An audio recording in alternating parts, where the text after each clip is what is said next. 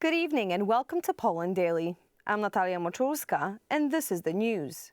The global system needs to be reformed, Polish President Andrzej Duda said at the United Nations in New York. The president will spend the next 3 days talking to world leaders. Yesterday, he met with representatives of the Polish-American community. In a special interview, he spoke about the importance of America for Poland's security. A strong America is necessary for Poland and Europe, says President Andrzej Duda in a special interview with the television station Republika. Today, it is a strong America, strong with its voice, tough. The America that Russia fears is needed to stop Russian imperialism, which has been revived and is trying to strangle Ukraine. That is why an alliance, a Polish-American alliance, is so important for our security. Poland is the strategic area that determines the security of our part of Europe, and therefore, I believe that we have an obligation to be strong, and for us to be strong is in the interest of the United States.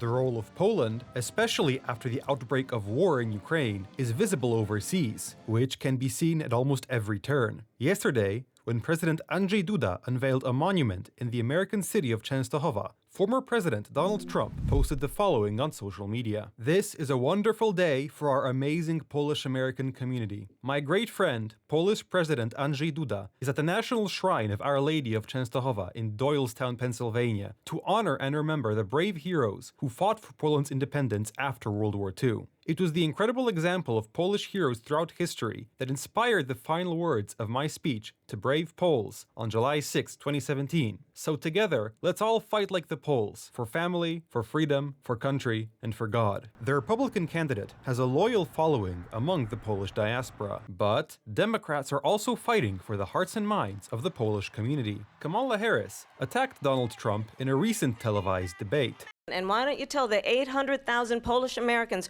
right here in Pennsylvania how quickly you would give up for the sake of favor and what you think is a friendship with what is known to be a dictator who would eat you for lunch.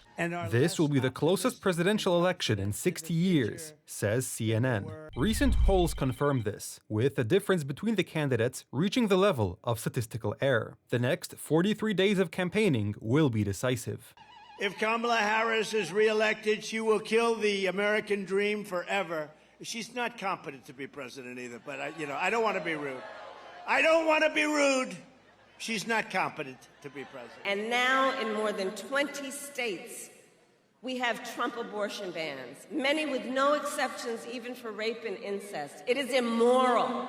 It is immoral. President Andrzej Duda also discussed the security of Poland and our region today in New York at the Summit for the Future at the 79th United Nations General Assembly. The president also met today with UN Secretary General Antonio Guterres and is to participate in a trilateral roundtable. We talked about the situation in Ukraine. We talked about the conditions under which it would be possible to implement peace initiatives. We also talked about the location of the UN Agency for the Provision of Services in Warsaw. The Polish delegation's visit abroad will last until Wednesday. This could be a scandal on an even bigger scale than Epstein's notorious pedophile scandal. A week after the arrest of American rapper Sean Combs, known as Diddy, details of sex crimes involving him are coming to light. He and guests of his estate were alleged to have participated in orgies with young, possibly underage girls, who were allegedly drunk, drugged, and blackmailed with videos. Weapons, drugs, and wholesale quantities of lubricants and baby oils are also among the evidence secured by the services. We still here, you're rocking with the best. Don't worry if I write rhymes, I write checks. Sex trafficking, blackmailing victims, drug offenses, and even racketeering. That's the long list of charges that were heard by American rapper Sean Combs, known as Diddy. The indictment alleges that between at least 2008 and the present, Combs abused, threatened, and coerced victims to fulfill his sexual desires, protect his reputation, and conceal his conduct. As alleged in the indictment, to carry out this conduct, Sean Combs led and participated in a racketeering conspiracy that used the business empire he controlled to carry out criminal activity, including sex trafficking, forced labor, kidnapping, arson, bribery, and the obstruction of justice. Diddy was arrested in New York last Monday. He is being held in custody in Brooklyn. So we made a bail appeal to Judge Carter. It did not go our way. The fight continues. We're not giving up by a long shot. I told Mr. Combs I'm going to try and get his case to trial as quickly as possible. I'm going to try and minimize the amount of time he spends in very, very difficult. The rapper is under supervision for suicidal tendencies. The penalties that P. Diddy Combs is facing are severe. In the federal system, RICO cases, sexual trafficking cases have penalties of upwards of a minimum of 5 to 10 years up to life. The indictment is 14 pages long. It describes parties during which forced sex orgies took place, among other things. They were to be recorded with cameras. The rapper talked about what such parties look like in an interview in 2002. They just, so you have, if you don't have what they need, they're gonna leave. Right. Got to keep them there. Right. You need locks on the doors. Okay, this is sounding kind of dangerous now. It's a little kinky, but yeah. Rock with me, but just check it out. You need a lot of heat. A lot of heat. 6 months ago, searches at the rapper's homes in Los Angeles and Miami found weapons, drugs, but also 1,000 bottles of lubricants and baby oil, among other things. A year ago, Sean Combs stood in Times Square and was handed a key to New York City.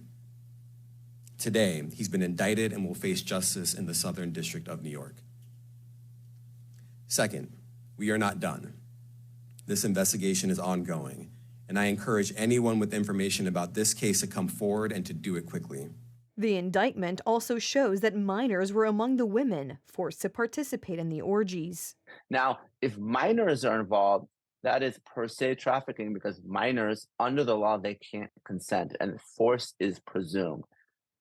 But there are no minor allegations in this case, even though many people expected them. An officer who participated in searches at the rapper's homes said that, and here's the quote, Diddy is as bad as Jeffrey Epstein. This is about a multimillionaire convicted of organizing orgies involving children, in which politicians and celebrities were allegedly participating in. This powerful veil of silence, this powerful media apparatus, this powerful money makes these people feel impunity. And they, despite these, let's call it minor slip-ups, they have been doing it, are doing it, and will continue to do it. And one should be aware of this. Prosecutors have already questioned more than 50 victims and witnesses in connection with the rapper's case. Artists in the industry are silent on the matter, and if anyone does speak out, they are very sparing with their words. I feel for his children. The rest I can't speak on. I mean, that's what we got a court system for, but I feel for his kids. In 2022, another well-known American rapper, R. Kelly, was convicted in a similar case. He heard a sentence of 30 years in prison. The trip to the United States is also an opportunity to meet with our viewers who live in the U.S. Thank you for every kind gesture, for every warm word, for supporting our television station, and above all, for helping the flood victims. Our special correspondent, Aleksander Wierzejski, is in New York.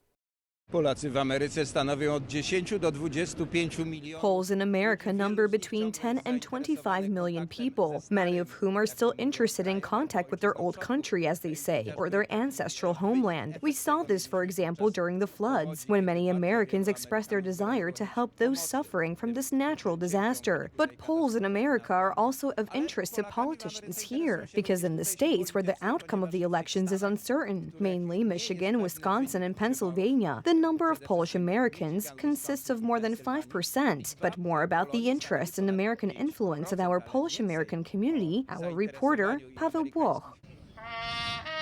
The unveiling of the Solidarity Monument in American Częstochowa is a great celebration for the Polish American community. Dziękuję wam wszystkim, I would like to thank all the generations of my compatriots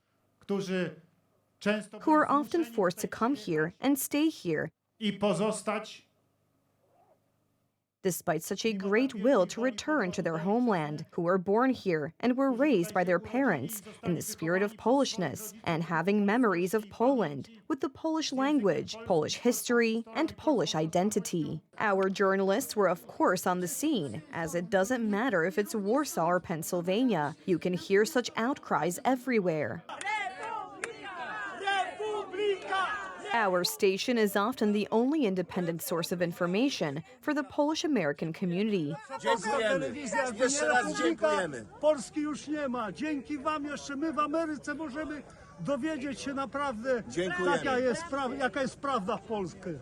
We would like to express our thanks to all of you from this place. Without your support, our TV station would not be able to grow. I sincerely greet you all and wish you courage and strength, patience and wisdom in proclaiming the truth. God bless you. The Polish-American community has repeatedly shown that it has a big heart. This time, our viewers in America have joined the Republika's Foundation efforts. Thanks to their support, together we will rebuild a damaged school in Lądek-Zdrój. About $5 million for the renovation alone, not including furnishings. Poles in America deserve to be considered. Local politicians know this very well, because it is the Polish-American community that can decide who will be the future president of the United States. That's why the participation of Poles in the upcoming elections will be so important. This is very important. First of all, for building the strength, the potential of the Polish environment in the U.S. If Poles, the Polish-Americans are to count, if American politicians of great stature are to pay attention to Poles and consider their opinion, they will do it only if Poles vote in large numbers. As many as 10 million Americans declare Polish ancestry. Such a group must be reckoned with. Turns of fate have thrown our compatriots to some of the most remote parts of the world. Regardless of latitude, the same red and white hearts beat everywhere we go. 10 days from Friday the 13th, when the Polish government claimed that forecasts are not overly alarming, the military's Operation Phoenix begins. The military is to assist the flood-stricken residents of Lower Silesia and the Opole region with disaster recovery. Only why so late? A few days after a flood wave swept through southern Poland, another government operation was launched on the ruins of flooded cities. Today, the armed forces of the Republic of Poland are launching an operation codenamed Phoenix, aimed at mitigating the effects of the floods on local communities and accelerating the reconstruction of infrastructure. Territorial defense forces, engineering troops, and logistics are involved. According to the current leadership of the Ministry of Defense, up to 25,000 troops are expected to participate in the operation. It is very good that such an operation is starting. It is a pity that it did not start last Sunday, when there was a threat of flooding. It is a pity that the operation was not as massive as it is now. It's good that it's there, but it's too little too late. The military operation is supposed to focus on restoring infrastructure, crossings, roads, and bridges, reducing the risk of future flooding and supporting the civilian population. Why is the operation only starting now? Almost 2 weeks after the first alarming forecasts from the Institute of Meteorology and Water Management and warnings of possible flooding from the EU's Copernicus satellite system. It seems that the authorities underestimated the magnitude of the flood threat and therefore delayed the deployment of soldiers, just a few days too late. Now the military is to, among other things, guard and reinforce infrastructure and dikes, and assist the police in guarding property left behind in flooded towns. We are constantly receiving information that there are not enough troops, that they are not arriving in time, that there is not adequate equipment for those who want to fight the flood or its effects. This is where the government fails. The question is, what, with the participation of the army, the actual coordination of the forces fighting the effects of the floods will be like? Because according to reports, services were lacking in the areas threatened by the elements. I am afraid that this is only being done for publicity, for a few days now, because there are still journalists, there are still cameras. But the real drama for these people will be when the cameras leave, because then these people, I suspect, knowing the mechanisms of Donald Tusk, will be left alone. The government's military operation Phoenix is supposed to last until the end of the year. One might say, better late than never, except that if it had started earlier, the flood damage might have been lesser. That's all for the news tonight. Thank you so much for joining us and have a wonderful evening.